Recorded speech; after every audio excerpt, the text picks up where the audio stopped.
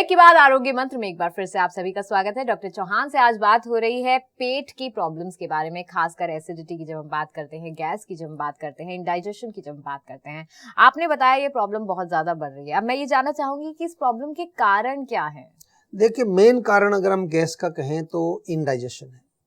जब आप खाना खाते हैं और खाना आपके पेट में जाता है, वहाँ पाचन शुरू होता है, छोटी आंत में जाता है और पाचन वहाँ उसका होता है।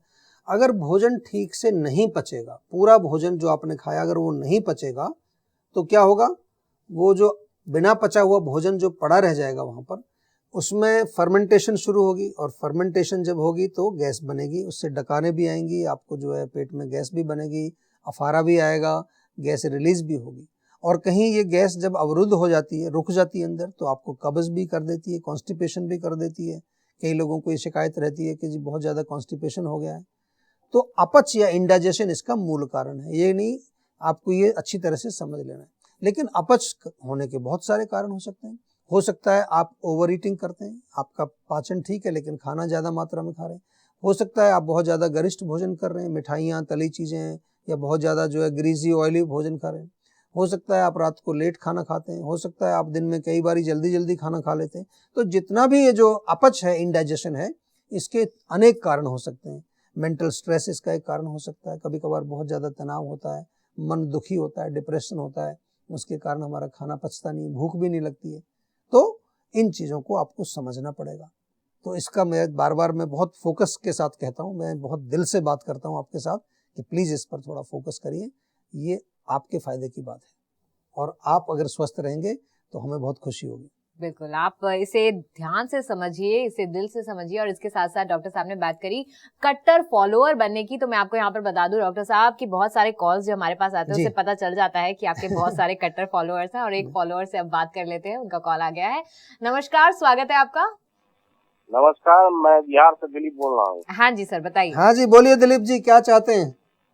नमस्कार डॉक्टर साहब। नमस्कार जी। हमको 10-15 दिन पहले शुगर महसूस हुआ जी। ठीक है। तो रात में 2-4 बार पेशाब होता था जी। और उसके बाद कमजोरी, भूख लगता था ज्यादा। अच्छा। तो हम चेकअप करवाए तो निकला माने बिना खाना खाए हुए निकला था जी 286। 286? ओहो। हाँ। ओहो। और खाना खाने के बाद 392। ओहो, काफी ज्यादा था ये तो है। हाँ, तो हमारे मदर और फादर दोनों को शुगर का है, चीनी का। अच्छा, आप कितनी उम्र है आपकी अभी? 45 है, 45-46। अच्छा, 45 साल की है, ठीक है। तो आप काम क्या करते हैं? हम तो वाटर सप्लाई का काम करते हैं। और आपका जो है काम बैठने का है, कुछ थोड़ा मेहनत भी करते हैं? ओ, बैठ का भी है, घूमो करते हैं फील्ड में। अच्छा, बैठने का ज्यादा है लगता है काम आपका है? हाँ, मैंने 2-4 घंटा दिन भर में बैठ जाते हैं। देखिए, जो आपने जो है हिस्ट्री बताई कि आपके दोनों माताजी को, पिताजी को भी शुगर है, तो आपको पहले से ही बहुत इसमें केयरफुल रहने की जरूरत थी। अभी तो शुगर आ गई आपको। ये तो आपके माध्यम से हम सभी दर्शकों को बता देते हैं कि जिनके घर में शुगर की हिस्ट्री है, पेरेंट्स को या एक किसी माताजी को, पिताजी को, किसी को एक को भी है, तो आपको कम से कम जब आप 25-30 साल के होते हैं तभी से एक्स्ट्रा केयरफुल रहने की जरूरत है, क्योंकि ये रोग जेनेटिक भी है। लेकिन अभी रोग आपको आ गया, कोई घबराने की बात नहीं है, डरना नहीं है। रोग जो है इसका उपचार है, आयुर्वेद में भी उपचार है। और जो है इसका साथ साथ जो मेन चीज आपको मैं समझाना चाहता हूँ कि उपचार इसका 3 तरीके से होता है। एक तो औषधि लेनी पड़ती है, दूसरा एक्सरसाइज करनी पड़ती है, तीसरा आपको परहेज करना पड़ता है। तो तीनों चीजों को जब आप मिला करके चलेंगे तो मैं ये आपको कह सकता हूँ, क्योंकि अभी आपको मालूम चला है, हो सकता है पहले से भी शुगर हो, अभी पहले आपने टेस्ट नहीं कराया, लेकिन अभी भी इसको हम कंट्रोल करने का पूरा प्रयास करेंगे और मुझे उम्मीद है कि ये रोग आपका जल्दी से जल्दी कंट्रोल होगा।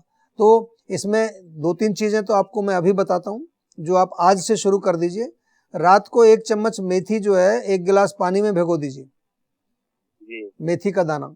सुबह उसको थोड़ा सा उबाल लीजिए, तो उबले हुए पानी को पी जाइए और जो मेथी के दाने उनको चबा करके खा जाइए। एक तो ये काम शुरू करिए।